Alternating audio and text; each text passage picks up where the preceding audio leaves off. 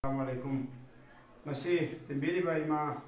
ipa ipalichini now marumapang puno magta samangi oiba yang awa yang nanungai taba thamu sokwa sentiment namaram oiraga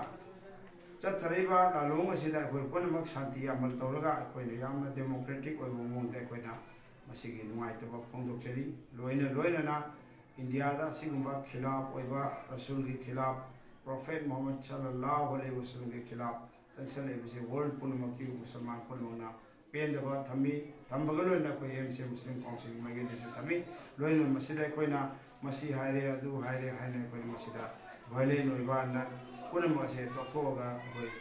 non violent peaceful shanti da amal to godabi Allah madu hisab kitab bichara mani soidra nakani haire misaga do soidra magi kun faya kuni Allah di hen magamba sembi ngom tayong pamu ko punam sembi ni أدنى كل أخوانا هذا إنسان كل مؤمن هذا بلد الإنسان كل أخوان هاي بقطو أقول أمالي مثل ده بقول إيش